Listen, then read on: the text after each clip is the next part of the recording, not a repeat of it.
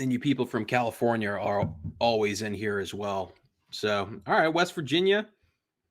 I don't think I've seen West Virginia yet. We got Georgia, Ohio, Wyoming, some Texas people. All right. Boston. All right. We got a Massachusetts person in here. I love it. Vermont. Some Noah Khan people in here. Perfect. Wyoming, Alabama. So, yeah, we're spread out today. Nobody outside of the United States yet, though. Bama, Illinois. Very cool. I love that. I love seeing where everybody's from. Okay. So let's get into this. Let's get into pricing for your mobile bar business. And also during this presentation, just let me know anytime. Drop a question in there because I'm going to answer questions at the end. Anything that you have in terms of pricing, but at the end, I'll also answer any questions that you have about mobile bars and mobile bartending, whether it's getting started or how to sell, how to market your business better, how to brand better, where to build your websites, anything that you want to ask. We'll answer them all at the end, but also be sure to drop a comment in when it's front of mind. So mobile bartending pricing, all inclusive. You provide the alcohol. Maybe you're a dry hire, or maybe you are just bartending. How should you be pricing yourself out? And like I said, stick around at the end. I'll answer your questions at the end. So a really good starting point here and a really good exercise that I like to do whenever I'm consulting mobile bars is look at the examples of what people actually expect to pay for open bars. Maybe it's at a venue or just open bars in general for weddings. I like that as a good baseline and a good starting point. So here are some of the more expensive ones. And these are answers I've gotten from the internet and also answers I've gathered just from our group and a lot of mobile bars that I've chatted with.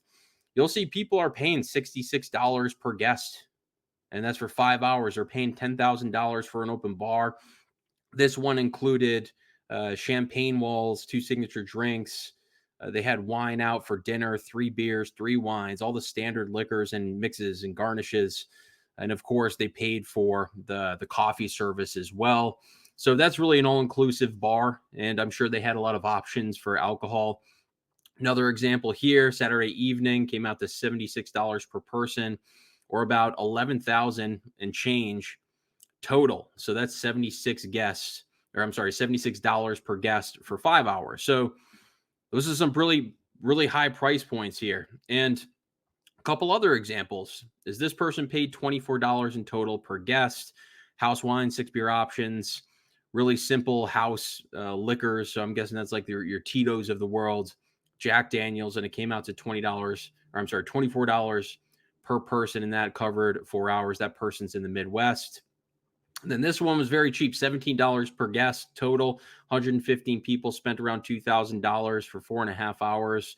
And they said it's very, very cheap. And it's obviously very cheap. They ordered the bottles through the venue. So it looks like this was a dry hire if they had to order the bottles and provide them. So this gives you some really good context. And this is a good exercise to run through. And I've worked at not so many, I've worked at different wedding venues that had such a wide range for what they were doing for their open bars.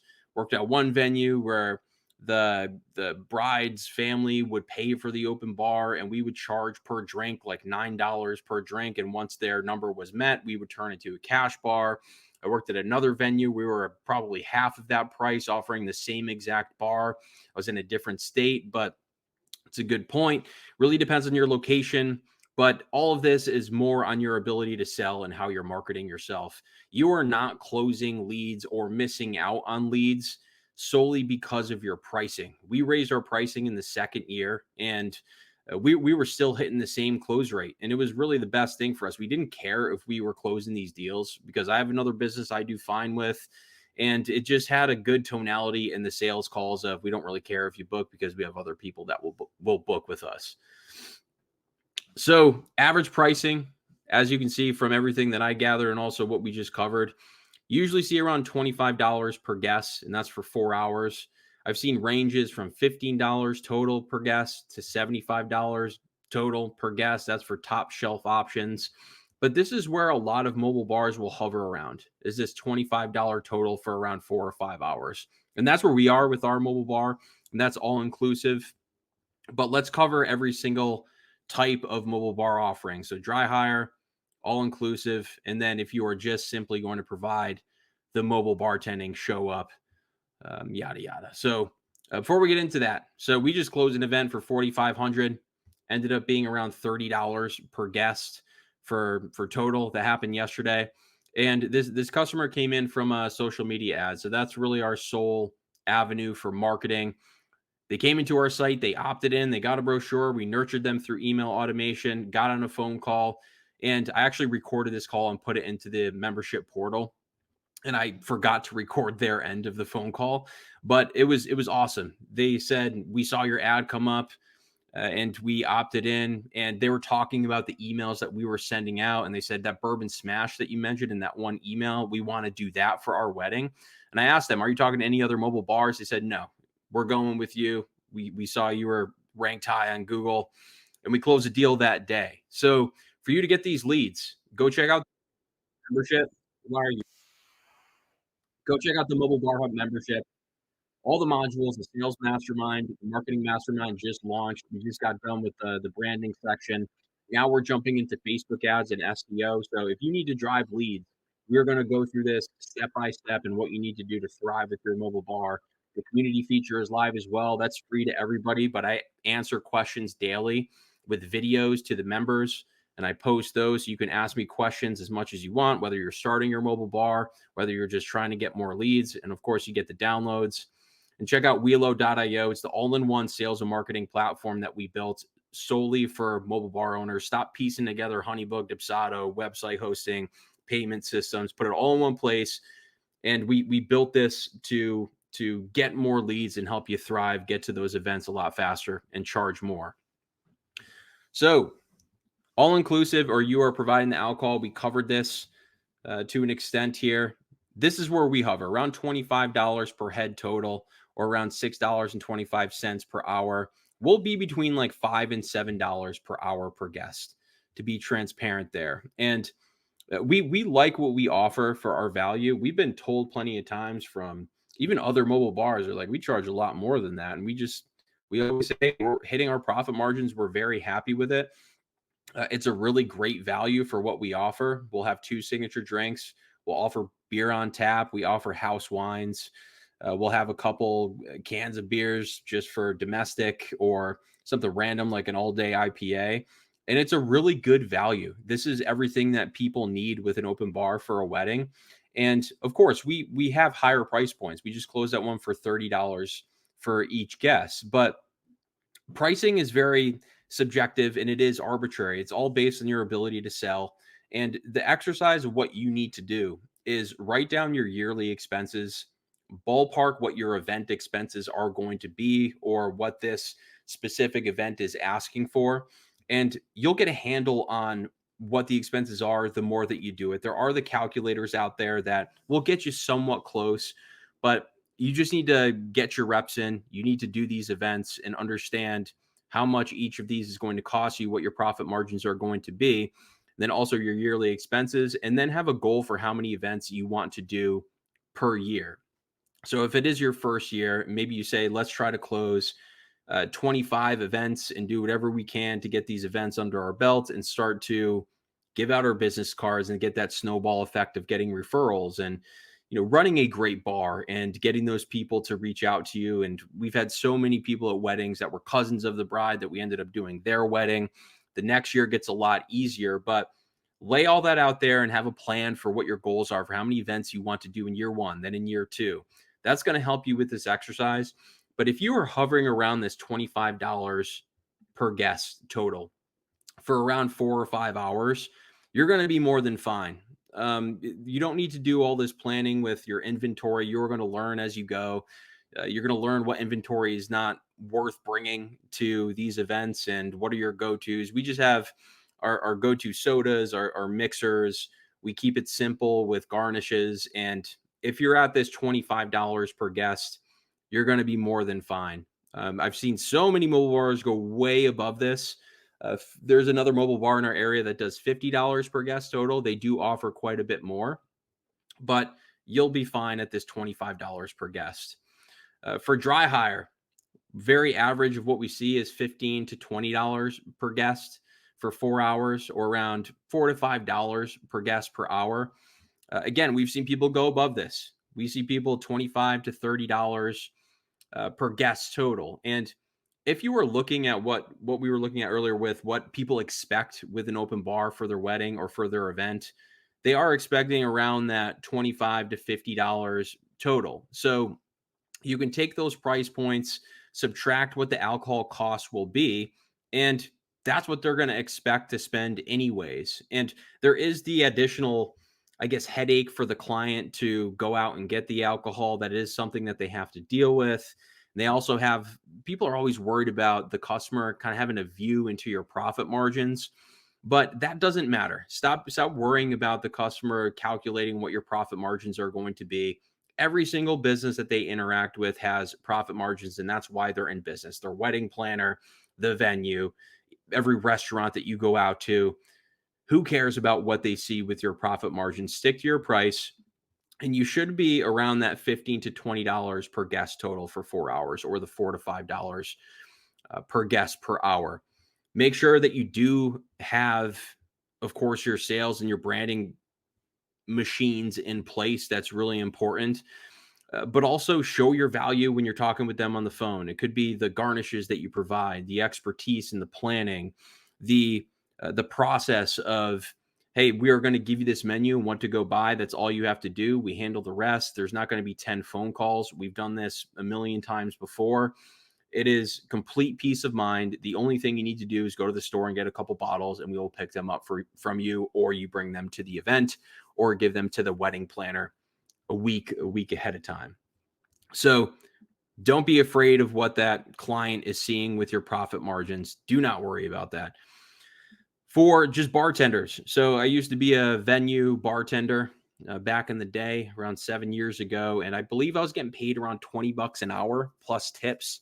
It was something around there. I can't remember exactly, but that's what event bartenders will get paid. And that's me being not an employee of that venue, but I was a 1099 contractor. I was one of their go-tos. Mobile bartenders are going to be around $40 to $60 per hour. I've seen some charge 80 to 100 per hour.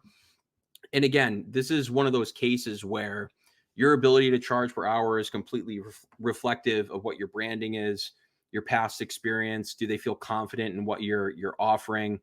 Do you give more as a bartender, whether it comes from your consulting and planning and your guiding, or maybe are you a real mixologist? Do you have luxury cocktails that you can put together? And do you take everything off of their plate as a client? So you need to pay attention to those things. If you're a first year bartender and you barely know how to crack open a Bud Light or a White Claw, probably aren't going to get the $60 per hour. And when the potential client's talking to you, they are going to sense that. They're going to know. So $40 to $60 if you're a good bartender is a good ballpark to be in.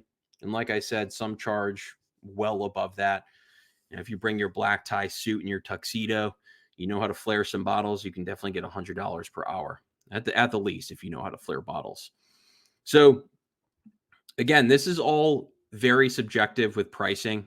It is arbitrary. I see people in the group all the time.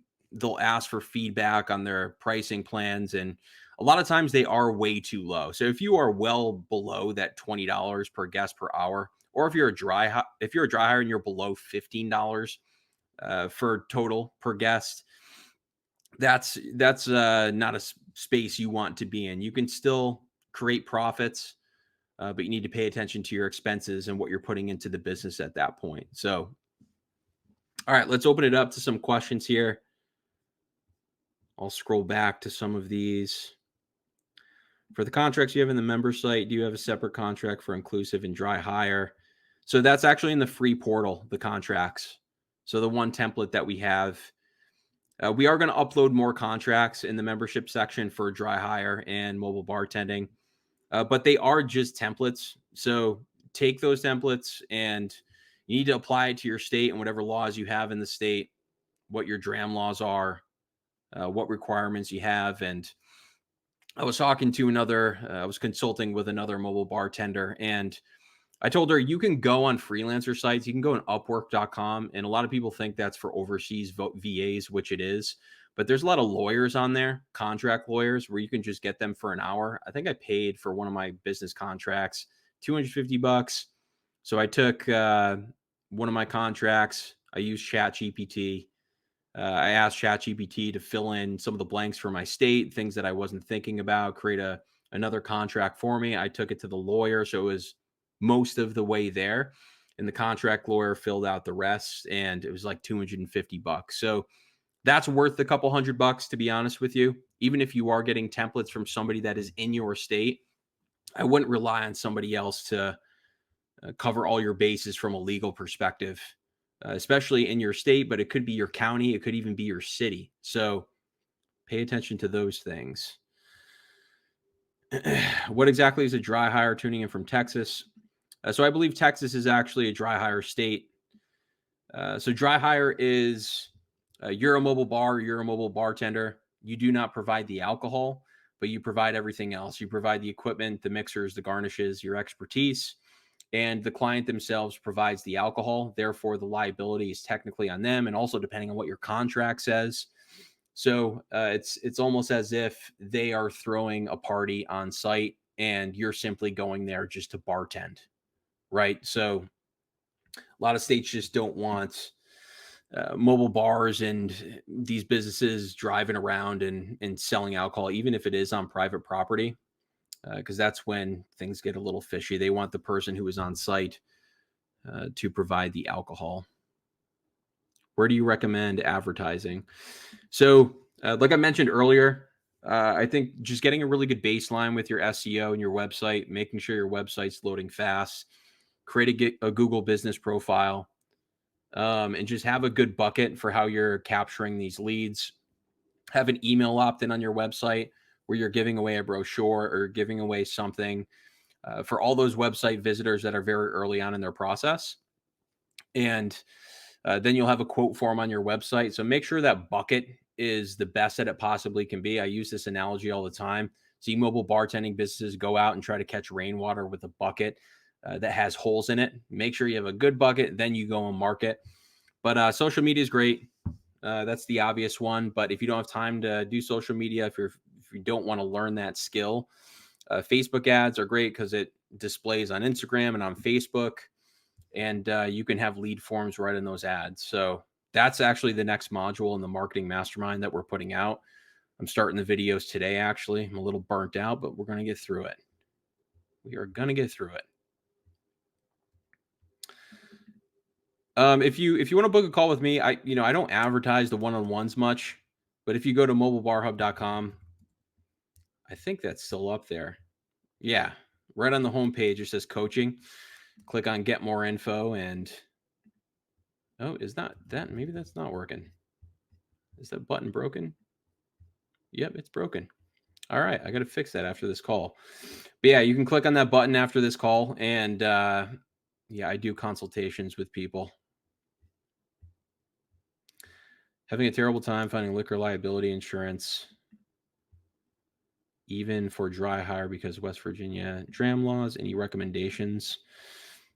There's a couple of the companies that a lot of people are using for insurance. I completely forget the names, but they're brought up in the group all the time. In the Facebook group, use that little search function and just type in insurance. This conversation's been had so many times. And what is the name of that insurance company? I completely forget. But for dry hire, I know a lot of states don't actually require liquor liability insurance.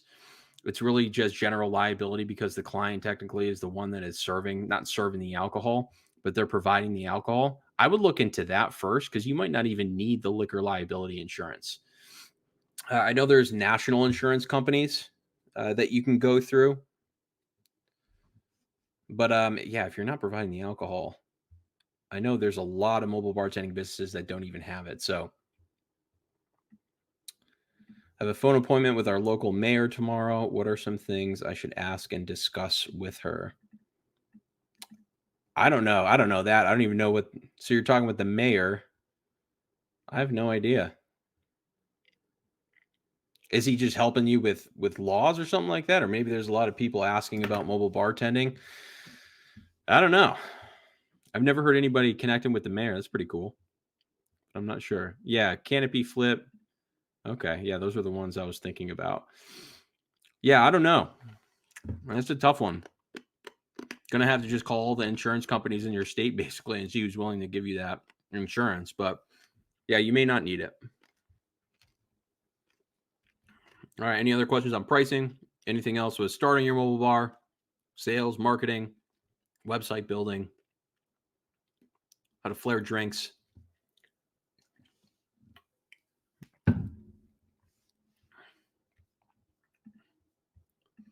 Stick around for a few more minutes.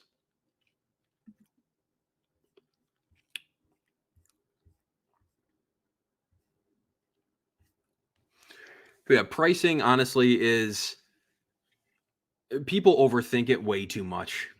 I think you have this good average of $25 per guest, and people start to break down their services, start to look at their location, and all that stuff is very important. But people are not losing events and losing out on leads because of their pricing. It's not because you taking down your pricing by $300 $400 is not going to make a difference in the customer moving forward with you. Most of the time it's because they don't trust you. Maybe it's because of some of the things that you're saying on the phone, or the way that you're handling the process. Could be the way that you're representing yourself online. But if I have a wedding and a mobile bartender is, I'm looking at two of them, one might be $400 more than the other. For a wedding, I'm really not going to make my decision based on $300 $400. I'm going to pick with who I'm confident in, who built the relationship with me, and who seems to put me first. I'm not going to care about that 300 to 400 bucks. So, tip minimum, I do not. I know there's a lot of people that do. We always do really well with tips. I've talked about this before. We had one event where we made, I think, 1,300 in tips. Most of the time, we're around 300 400 bucks in tips. But we've had some where we've only done like 100 bucks. But in my opinion, it all evens out. You know, we do well enough. If this was a full time business, honestly, if we were really filling our calendar, I mean, we turn down events all the time. And if we were going out to certain events that I felt like weren't going to perform well, or the profit margins weren't great, or maybe if the client was just trying to save some money and they're like, hey, what can we do for a more cost effective package? Because this is just a family reunion. You know, maybe I would take that event, but I would let them know, hey, we have a tip minimum. We can add that to gratuity on your bill, or we can just handle it at the end. You can definitely do that, but we do not. What size cups do we use for cocktails? What's a good brand that's not too flimsy? So we use 12-ounce cups for mixed drinks. So highballs can usually be between 8 to 12 ounces. 8's a little too small. 10 is fine. 12, I mean, we fill it with ice. I think it's the perfect size. But 10 to 12 ounces for cocktails, 16 or 20 ounces for beer, and then 8 or 10 ounces for wine, and then just pour 6 to 8 ounces for a pour, or 6 to 9 ounces, depending on what you want to pour for each glass. For brands, so we got ours on Alibaba. So if you go to the Mobile Bar Hub website, and I'm not affiliated with them at all, by the way. In our blog, you scroll to the bottom in the footer, click on blog, and there's a post that we have there for. We got a ton of very high quality cups with our logo on it, and it worked out to 7 cents a piece. If you're going to buy those types of cups, you're usually going to spend like 15 or 20 cents a piece. So they're very high quality. But we got them in bulk. And yeah, it's on Alibaba overseas. Took a few weeks to get here, but we love them. They're great. Website building. So you can use Wix, you can use GoDaddies, you can use all those things.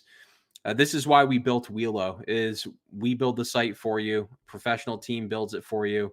We have a lot of pre-built templates as well, and then it ties into your entire system. So we have sales and marketing automation pre-set up for you. You just have to go and customize a couple pictures, and it's all tied together. You know, proposals, invoicing, taking payments, CRM, messaging, social media planning. So that's in Wheelo. But Wix is good if you want to just get started with something simple and free. You can start a website for free on Wheelo too. You get a website for free with all our templates, and it's free. What type of questions should you ask your state's Department of Liquor Licensing? Really, just what is required of my business? What licensing do I need to get if I am a dry hire or if I am a providing the alcohol? And also, what health department uh, requirements do I need to be abiding by? Do I need sinks inside my trailer? Or do I need a commercial kitchen? So some states will require you to have a commercial kitchen if you do get like a catering license. So ask those questions, but mainly the licensing, and do I need general liability or do I need liquor liability insurance as well? So I don't have a trailer. We're living in the future right now. I'm just going to events with a portable bar. Does it make sense or not to charge by guest? You can charge whatever you want. You can charge a flat rate. You can charge by guest. It really doesn't matter how you structure it, to be honest. I think in the first year that we were doing this, we weren't charging by guest. We were just giving them a full package price, which in essence is the same thing. We were basing it on the total number of guests and what we were serving them, and we were just giving them a total price. That's honestly what I still do now. In my mind, I'll break it down per guest, but when I'm presenting it to the client, I just give them flat rate numbers. And there's certain instances as well, and this is what I always say to people with who are overthinking pricing is if somebody wants us to drive to like the southern part of the state, we usually increase our prices by a good amount and almost hope that they don't take it. So the number is much higher for us to travel far away. We just don't want to deal with it. And a lot of times they still just book it. So those are the most eye-opening things too. And in my other businesses, I remember I was charging, so I did tech recruiting. I was charging like 10 grand per hire. And then I doubled my prices up to like 22 or 25 grand per hire. And I was closing at the same rate. People always think pricing has a huge impact, but it's really just the way that you're presenting yourself. And pricing is just a part of it. It's a part of the decision. And these little nuances are not going to make a big difference. As long as you are presenting the value that you offer, people feel confident. Maybe they see other testimonials. That's going to have a huge impact. For a dry hire, do you charge extra for the horse trailer bar? No. So we don't, no. Basically, no. We don't have different prices where it's like, hey, if we bring the horse trailer, it's X. If we bring this extra satellite bar, it's Y. We just let them know our packages are built with our horse trailer to suit whatever guest count that you have. So I don't like giving people the option to itemize what they want and what they don't want because that adds too much friction to the sales process. Where if they're picking out how many bartenders they want, if they're picking out how many tables they need, it's like if I'm going to a mobile bartender, I'm going to you because you're an expert. I want you to tell me what to do, what's going to be perfect for this event. And I don't want to think. I just want to pay really what is a good value. I don't want to overpay.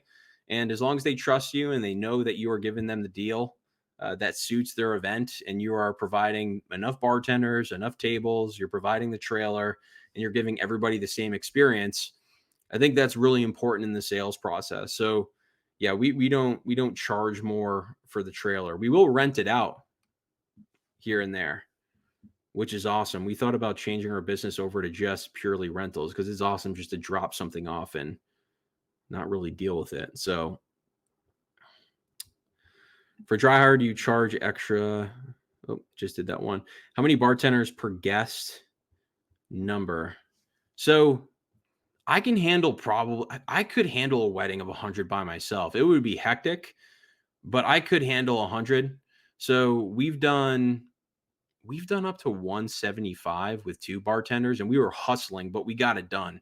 I think as long as you know what to do and you have a lot of weddings or events under your belt, once that ceremony is done, we just prepare a bunch of signature drinks so they're fresh right there. People take them, the line moves quickly. And then once you get through that first rush, you're still hustling a lot, but we get it done with two. And a lot of times I'll bring my girlfriend as well, and she'll have Sometimes a little satellite bar where she's just doing some of the cans, or maybe she has one signature drink. But yeah, we'll have 2 to 3. If it's under 200, we're usually two to three. But I have a lot of experience with, I guess, high stress bars. A lot of trauma there too. All right. So I'm in the early stages of starting a mobile bar, looking for a trailer now. I know New York is a dry hire state. What should I be focusing on while I'm renovating the trailer? LLC, EIN, insurance, any other legal stuff? So yeah, the legal stuff is definitely something you want to focus on. What licensing you need, you want to get that ball rolling as soon as possible, because if there are some permits that you need to apply for that may take a couple months, you want to get that ball rolling as quickly as possible.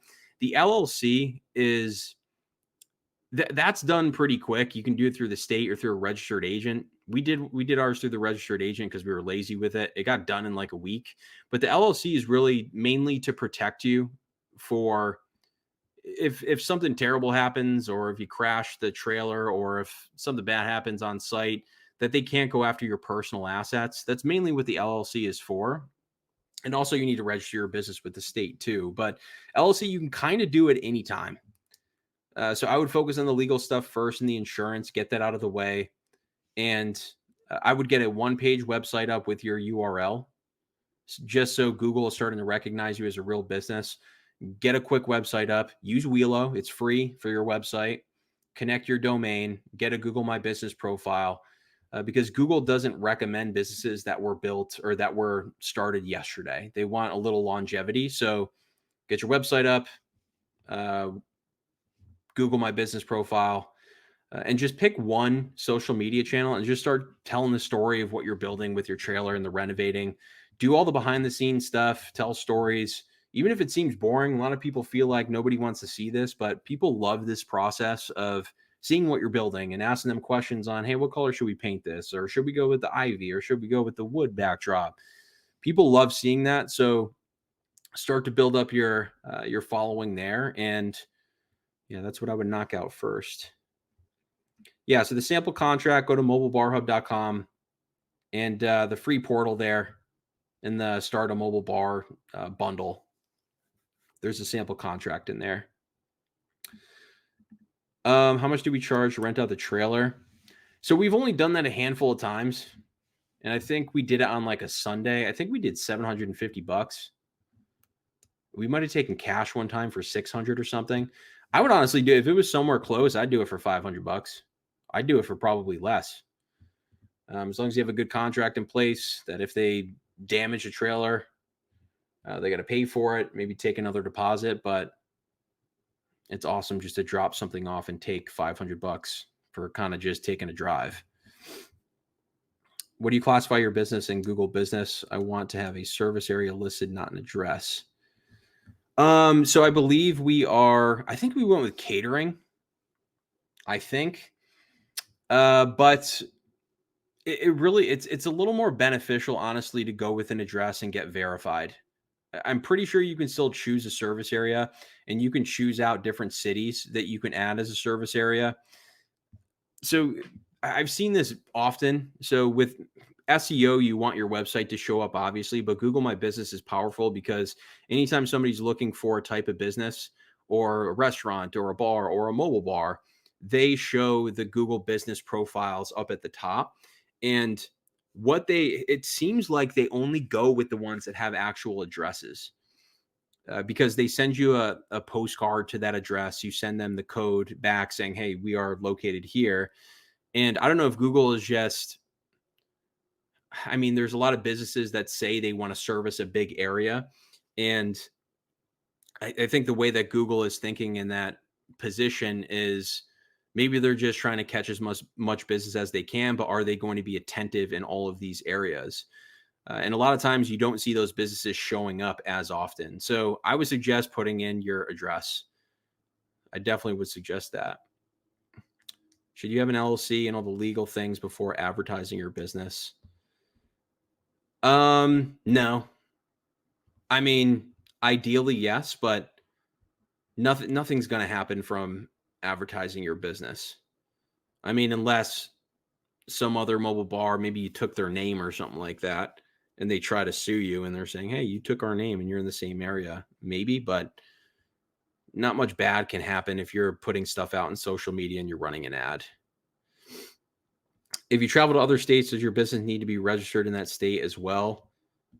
That's a good question. I don't believe so. I don't think you need to be registered, but I think you need to make sure that you have the correct licensing to operate in that state. So we've done some events. We're from Massachusetts, but we're in Connecticut now. So we've done dry hires in Massachusetts, and yeah, it really just depends on the state, to be honest with you. It depends on what their laws are, because we try to do one in upstate New York. New York is basically a nightmare. I think in a certain county we tried to go to, you needed a brick and mortar, and you couldn't even do a dry hire. And we were trying to go to a wedding venue, and they were sticklers about that. So